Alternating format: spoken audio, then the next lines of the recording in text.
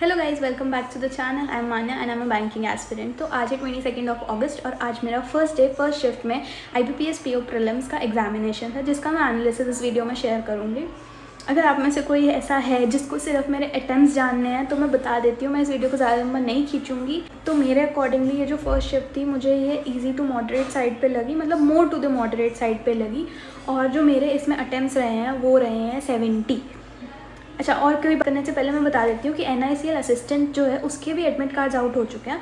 अगर आप लोगों ने एडमिट कार्ड्स नहीं देखे हैं तो प्लीज़ जाके चेक करो और अपना देखो कौन सा आपका वेन्यू है, कौन सा आपका शिफ्ट है, और कमेंट कर देना। मेरा जो शिफ्ट है वो उसमें भी मॉर्निंग शिफ्ट है, फर्स्ट शिफ्ट है 7:30 AM वाली। तो आज का जो एग्ज़ाम था उसमें जो मेरे अटेम्प्ट्स रहे थे वो 70 प्लस ही थे, मतलब 70 या 72 के आसपास ही थे, ज़्यादा नहीं थे। और मैं इतना ज़्यादा सेटिस्फाइड भी नहीं हूँ अपने नंबर ऑफ़ अटेम्प्ट्स को लेके। अभी एग्जैक्ट मुझे याद नहीं है, मैंने वैसे लिखा था अपने हाथ पे, बट जब मैं वापस आ रही थी सेंटर से तो बहुत तेज़ बारिश होने लग गई थी, तो सारा वो वाइप ऑफ हो गया था।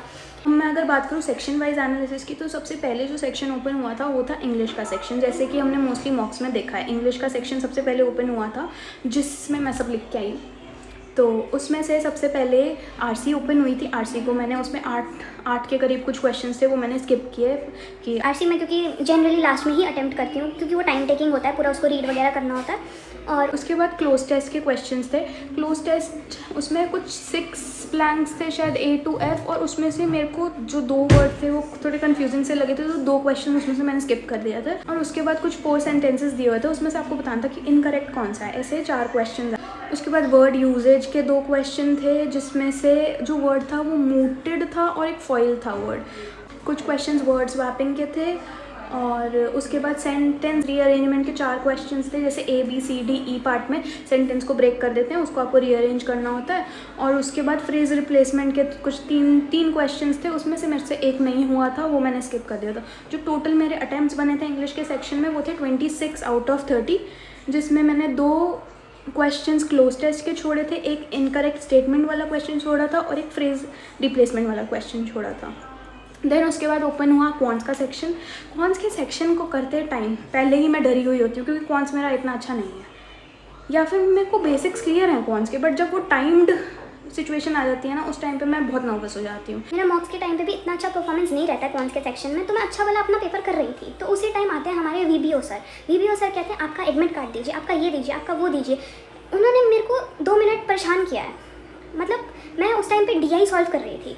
DI सॉल्व करते करते मेरा फोकस उन्होंने हिला दिया, जिसकी वजह से मेरे को समझ नहीं आता कि मैंने लास्ट क्या पॉइंट लिखा है, क्या पॉइंट सॉल्व किया। मतलब मैं बहुत कंफ्यूज हो गई। पहले मैं नर्वस रहती हूँ उस टाइम पे। तो जैसे ही एडमिट कार्ड होता है ना, यहाँ पे आपको राइटिंग सैंपल वाली स्पेस दी होती है और नीचे वो सिग्नेचर्स वाला जगह दी होती है। तो मेरा ये जो राइटिंग सैंपल था और सिग्नेचर्स वाला जगह था ना, वो इस पेज पे आया नहीं, तो मैंने वो बैक पे प्रिंट करवा लिया था। यहाँ पे ब्लैंक सा स्पेस आ रहा था, मुझे नहीं पता क्यों आ रहा था। तो वो मेरे को परेशान करने लगे कि नहीं, ये तो एक्सेप्ट नहीं होगा, आपको आपने दोबारा प्रिंट क्यों नहीं कराया, आपने कहीं और से प्रिंट क्यों नहीं करवाया। फिर वो किसी और से पूछने गए, फिर वो वापस मेरे पास आ गए। तो उन्होंने मेरा पता नहीं अजीब ही टाइम खराब कर दिया, जिसकी वजह से मेरा क्वांट का थोड़ा सा उस टाइम पे जो कंसंट्रेशन था वो ख़राब हो गया था।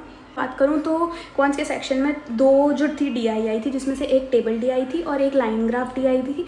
लाइन ग्राफ वाली DI बॉयज़ और गर्ल्स का कुछ रेशियो था, जिसमें बॉयज़ और गर्ल्स का था, एक लाइन पे बॉयज़ प्लस गर्ल्स दिए हुए थे, एक लाइन पे ओनली बॉयज़ दिए हुए थे। तो उसमें 6 क्वेश्चंस थे, जिसमें से मुझे 1 या 2 लेंदी लगे थे, तो वो वाला मैंने स्किप कर दिया था, बाकी मैंने वो कंप्लीट कर दी थी।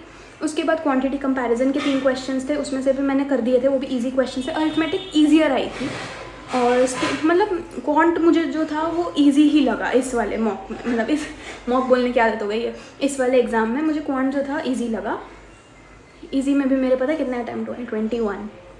अच्छा, क्वांटिटी कंपैरिजन के क्वेश्चंस थे। स्पीड मैथ्स थी। स्पीड मैथ्स में क्या था, अप्रॉक्सीमेशन आई थी और नंबर सीरीज़ आई थी। नंबर सीरीज़ में से 2 नहीं हुए थे, तो मिसिंग नंबर सीरीज़ थी, 2 नहीं, मतलब मैं ज़्यादा टाइम मैंने दिया ही नहीं। मेरे को बस, मैं अपने दिमाग में बस ये सोच के आई थी अगर कुछ नहीं होगा तो स्किप करना है बस, क्योंकि मैं एक चीज़ को करने बैठ जाती हूँ और मैं वहाँ पे दिखाती हूँ कि मुझे आता है, बट हमें ये नहीं दिखाना होता प्रीलिम्स एग्जाम में कि मुझे ये आता है। हमको हमें क्विकली अपना टाइम मैनेज करना होता है बस। तो मैंने उसको स्किप किया, जो मेरे से नहीं हो रहा था मैंने फटाफट स्किप किया। और टोटल जो मेरे अरिथमेटिक को मिला के, एक DI को मिला के और बाकी स्पीड मैथ्स को मिला के मेरा जो टोटल अटेम्प्ट्स हुए थे वो 21 हुए थे। उसके बाद जो लास्ट सेक्शन ओपन होता है वो होता है रीजनिंग का। रीजनिंग में अपना स्ट्रॉन्ग पॉइंट मानती हूँ, बट यहाँ पे मैंने रीजनिंग में भी अच्छा परफॉर्म नहीं किया, पता नहीं क्यों। तो रीजनिंग में सबसे पहले जो ओपन हुआ था, तो रीजनिंग में सबसे पहले ना बॉक्स पजल आई थी, तो मुझे देख के ईजी लग रही थी, तो मैंने साथ के साथ उसको अटैम्प्ट कर लिया। उसमें 6 पर्सन्स थे और उनके कुछ फेवरेट कलर्स थे। तो मतलब स्टैक वाली होती है जो, वो वाली हो गई थी उसके बाद सॉल्व। उसके बाद जो था एक वो था month and date based puzzle थी, और उसमें एक वेरिएबल भी था, जैसे 9 और 22 डेट थी, जून जुलाई अगस्त मंथ्स थे, और उसमें आपको पता नहीं उनका कोई फेवरेट सब्जेक्ट था या फिर पता नहीं मतलब कोई कोर्स था, मतलब ऐसे अरेंज करना था, तो वो मैंने स्किप कर दिया, वो काफ़ी बड़ी सी लग रही थी पजल। उसके बाद ऑड वन आउट आया था एक, ऑड वन आउट में आपको ऐसा, उसमें जो लॉजिक था ना वो पता क्या था, जैसे 4 लेटर मतलब 4 इंग्लिश अल्फ़ाबेट्स दिए हुए थे, 4 इंग्लिश अल्फ़ाबेट्स दिए हुए थे, तो उसमें पहला दूसरे को छोड़ के तीसरा चौथा जो था अल्फ़ाबेटिकल ऑर्डर में था, जैसे A-B-C, और फिर C से एक स्किप करके जैसे D स्किप करके E जो है वो सेकंड पोजीशन पे आ जाएगा। ये उसका लॉजिक था, मेरे को समझ आ गया था, तो वो मैंने वो भी अटेम्प्ट कर दिया था। उसके बाद एक था मीनिंगफुल वर्ड वाला क्वेश्चन था, उसमें R-E-L और T वर्ड था जिसका मुझे नहीं पता चल रहा था क्या वर्ड बनेगा, उसको मैंने स्किप कर दिया था। फिर उसके बाद इनइक्वालिटीज़ थी, ऑर्डर रैंकिंग था, ब्लड रिलेशन था, ये सब मैंने सॉल्व कर दिया था। उसके बाद मेरे पास 2 पजल्स बची थी, ठीक है। एक सीटिंग अरेंजमेंट वाली थी जिसमें पैरेलल सीटिंग अरेंजमेंट थी, 14 पीपल बैठे हुए थे, और दूसरी वाली जो थी जो मैं ऊपर स्किप करके आई थी वो डेट और मंथ बेस्ड पजल जो थी। मैंने उस टाइम पे मेरे पे कुछ 4 मिनट रह गए थे, और मैं जब भी मॉक अटैम्प्ट करती हूँ ना तो ये वाली डेट और मंथ वाली पजल मुझे हमेशा ईजी लगती है, बट मैंने वहाँ पर इतना दिमाग नहीं लगाया कि उसमें एक और वेरिएबल भी है, मेरे को वो इजी लगती है, मेरे से वो हमेशा सॉल्व हो जाती है, इसलिए मैंने वो जाके पिक कर ली, और मैंने उस पर पूरा टाइम वेस्ट कर दिया, जिससे मेरा ना वो वाला पजल हुआ ना ही मेरा पैरेलल सीटिंग अरेंजमेंट हुआ, जिसकी वजह से मेरे जो अटेम्प्ट्स हैं वो सिर्फ 23 हो पाए थे। बट लास्ट में पता है जब पेपर सबमिट हो जाता है, वो जब आता है ना कि कितने आपने अटेम्प्ट्स किए और कितना आपने मार्क फॉर रिव्यू, मतलब ये सब आता है, उसमें मैंने रीजनिंग सेक्शन में देखा कि जो मेरे 4 क्वेश्चंस हैं वो तो अनसीन में आ रहे हैं। तो मुझे उस टाइम पे ऐसे हुआ, मतलब ऐसा भी कोई क्वेश्चन था जो मैंने देखा ही नहीं, मुझे नहीं पता मेरे साथ ये क्या हो गया, या फिर मैंने पूरा पेपर चेक नहीं किया अच्छे से, शायद मेरे रीजनिंग में और अटेम्प्ट्स हो सकते थे अगर मैंने वो 2-3 क्वेश्चंस अगर मैंने स्किप मतलब मिस ही कर दी हैं। ये था मेरा ओवरऑल अटेम्प्ट, और मुझे पेपर का लेवल जैसा भी लगा मैंने आपको सब कुछ शेयर कर दिया है, जो जो क्वेश्चन मैंने छोड़े, जो जो मैंने अटेम्प्ट किया। आप लोग भी अपने अटेम्प्ट्स शेयर करो, सब कुछ बता देना, अपना NICL का अपना पेपर भी बता देना कब है, कौन सी शिफ्ट में है, ये भी बता देना आपने IBPS PO में कितने अटेम्प्ट किए हैं, आपकी कौन सी शिफ्ट थी, और अगर और भी कोई क्वेरीज हों आप कमेंट कर देना, मैं रिप्लाई ज़रूर करूँगी। सो यार that was all for the video. अच्छे से पढ़ते रहो, अच्छे से मेहनत करते रहो, and good luck. Okay bye, see you in the next vlog.